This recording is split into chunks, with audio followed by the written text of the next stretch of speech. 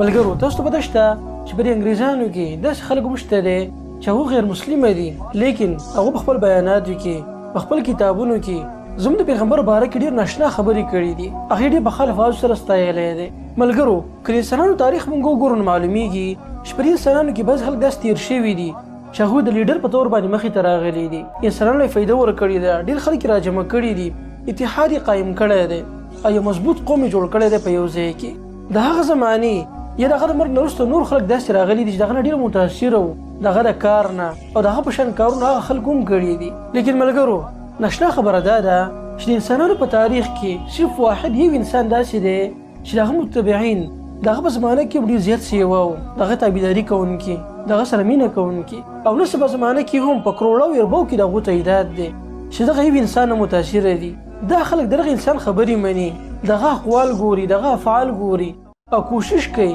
چې دغه په شان کارونه وکړي په دنیا کې او تاسو به دا شي دا څوک دی دا زموږ آخري نبي محمد بن عبد الله صلی الله علیه وسلم دی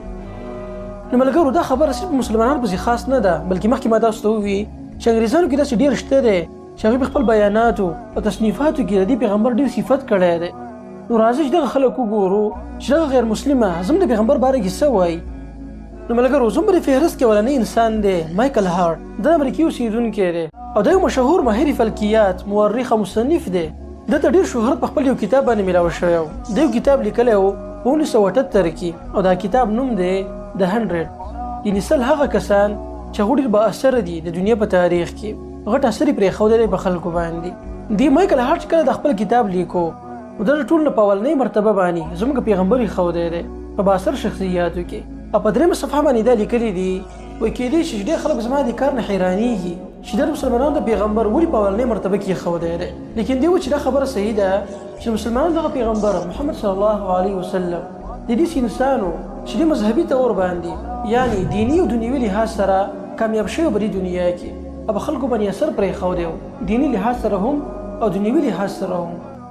او دا د یو لیډر ښه صفت دی ملګرو یو انسان چې کامیاب لیډر جوړیږي د هغې لپاره یو څو کارونه دي یو دا چې هغه په یو نظریه باندې ډېر نوجوانان راجمع کړي نو کله چې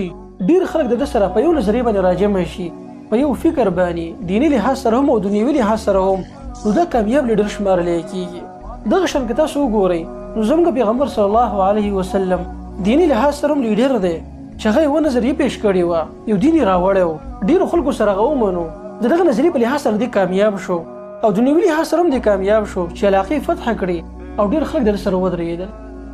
د دې مایکل هارت باره کې بل ناشنا خبره دا ده چې دی بیا وروستو راغلی دی مصر ته په قاهره کې دلته چې انټرویو یې اخیسته نو تپوس یې وکړو وایي که چېرته د دې کتاب د تعداد سیوا شي مثال په طور دغه 100 شخصیت یو سړی راولي چې د هغه نه 200 شخصیت جوړ کړي یو کتاب ولیکي چې په هغه کې 200 بااثر شخصیت راجمع کړي نو ستاسو څه خیال دی چې دغه اولنۍ مرتبې والا انسان یعنی محمد صلی الله علیه وسلم د ده نه مرتبه وروسته کېږي که نه یعنې ستا په نظر کې داسې بل انسان راغلی دی چې هغه د محمد نوم زیات بااثره دی ده ډېر ناشنا جواب ورکړو او په جواب کې وویل چې تاسو خو دغه 200 پرېږدئ بلکې که دا کتاب چېرته څوک 300 500 کسانو ته ورسوي نو څوک چې په اولنۍ مرتبه کې دی محمد صلی الله علیه وسلم هغه چېرته هم د خپل اولنۍ مرتبې نه وروسته کېدی نه شي او زما دا خبره په تعصب نه بلکې په حقیقت بنا ده او واقعي دا خبر ده هم داسې که مسلم دی او که غیر مسلم دی هغه دا مني چې واقعي د مسلمانانو چې کوم پیغمبر دی هغه واقعي یو اثر پرېښودی دی په دنیا باندې او اثر داسې ناشنا دی چې اوسنۍ زمانه کې هم موجود دی په کروړو اربو خلک داسې موجود دي چې هغوی د هغه تابعداري کوونکي دي په هغه پسې روان دي او په دې اتباع کې دغه خلک فخر محسوسوي نو دا اولنی انسان دی مایکل هارت چې د 100 په نوم باندې یو کتاب لیکلی دی او په هغې کې د ټول اولنی انسان په اولنۍ مرتبه کې زموږ پیغمبر راوړی دی او ډېر په ښه الفاظو کې د هغه مدح هم کړې ده په دې فهرست کې دویم کس دی اوټو بسمارک کوم چې په جرمني کې یو مشهور سیاستدان تېر شوی دی دی په خپله زمانه کې ډېر مقبول او کافي خلک یې راجمع کړي وو وایي ده څو ځله په تقریر کې دا خبره کړې وه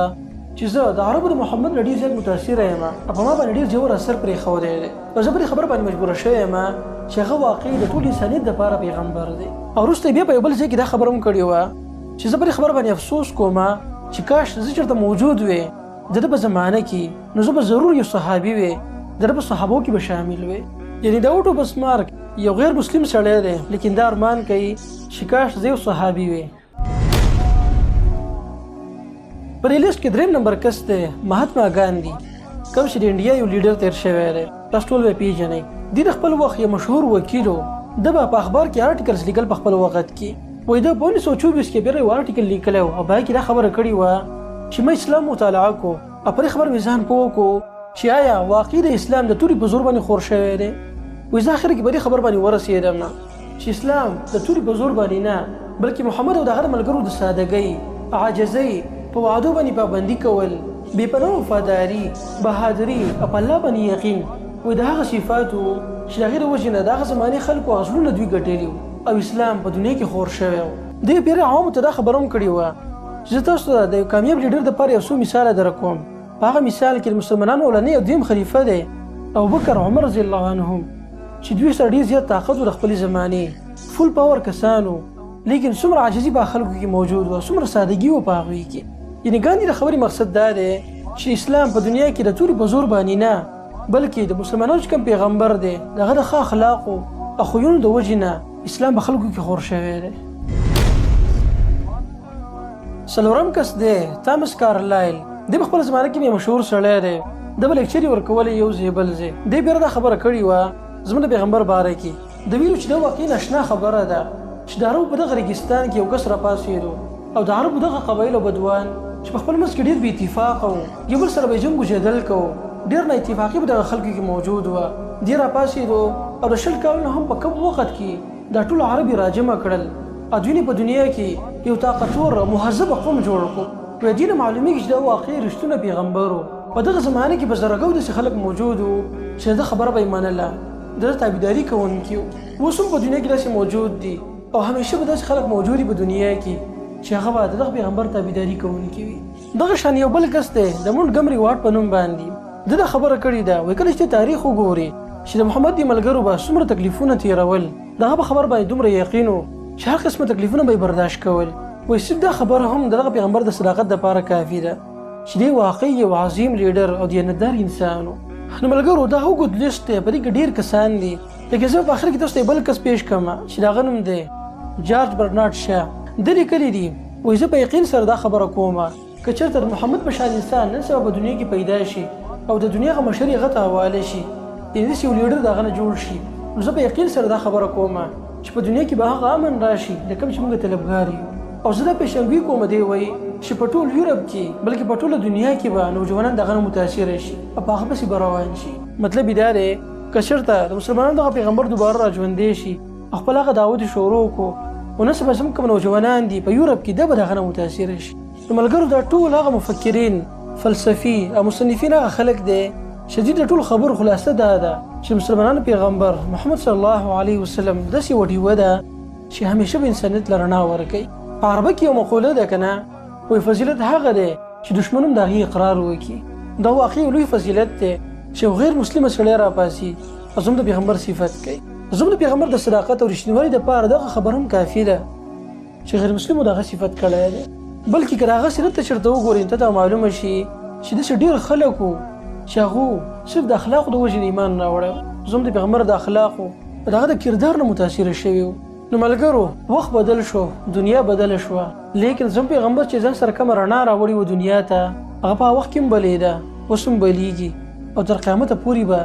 هغه خلکو له فایده ورکوي او رڼا به ورکوي. الله دې زموږ ملاقات زموږ د دغه پیغمبر سره په جنت کې وکړي. آمین.